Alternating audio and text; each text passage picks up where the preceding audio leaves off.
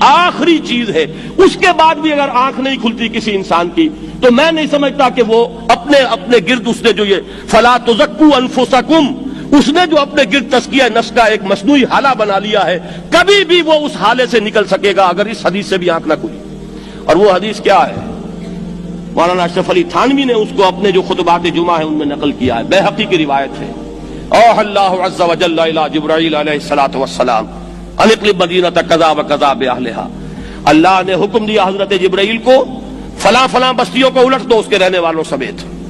قال فقال، حضور نے فرمایا، اس پر حضرت جبرائیل نے عرض کیا بارگاہ خداوندی میں، ان فیہا عبدک فلانا لم یعصک طرفۃ عین، پروردگار اس بستی کو الٹ دوں، اس میں تو تیرا فلاں بندہ بھی ہے جس نے کبھی پلک جھپکنے جتنی دیر بھی معصیت میں بسر نہیں کی۔ اب آپ اندازہ کیجئے، یہ جو ہے نا اپنے آپ کو رگڑنا اور مانجنا اور پوری زندگی رگڑنے میں اور مانجنے میں لگا دینا۔ ہم بعض بزرگوں کے تذکرے میں سنتے ہیں اتنے اللہ والے تھے، اتنے اللہ والے تھے کہ ان کا گھوڑا بھی کوئی مشکوک دانہ نہیں کھاتا تھا، اور وہ خود جو ہے وہ انگریز کی عدالت میں بیٹھے ہوئے اور انگریز کی نوکری کر رہے تھے۔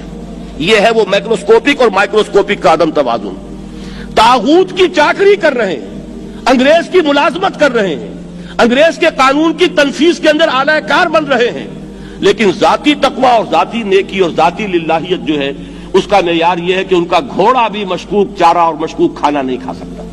یہ ہے وہ عدم توازن، اس کو نوٹ کیجئے گا، جس کو کہ اس حدیث میں محمد الرسول اللہ صلی اللہ علیہ وسلم نے واضح کر دیا کہ حضرت جبرائیل عرض کرتے ہیں کہ اللہ فلاں بستی کو الٹ دوں، اس میں تو تیرا فلاں بندہ بھی ہے جس نے پلک جھپکنے جتنی دیر بھی معصیت میں بسر نہیں کی۔ ذاتی نیکی کا اب اس سے اونچا کوئی مقام کوئی شخص مجھے اگر بتا سکے تو میں اس کا مرید ہو جاؤں گا۔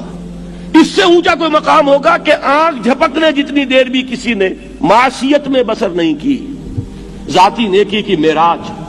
لیکن حکم کیا ہوا بارگاہ خداوندی سے؟ قال فقال، حضور نے فرمایا، اللہ تعالیٰ نے حکم دیا جبرائیل کو، اقلب علیہ وعلیہ، الٹو اس بستی کو، پہلے اس بدبخت پر پھر دوسروں پر۔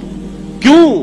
فإن وجہہ لم یتمعر فی ساعۃ قط، اس لیے کہ اس کا چہرہ کبھی میری غیرت میں سرخ نہیں ہوا، اس چہرے کا رنگ نہیں بدلا۔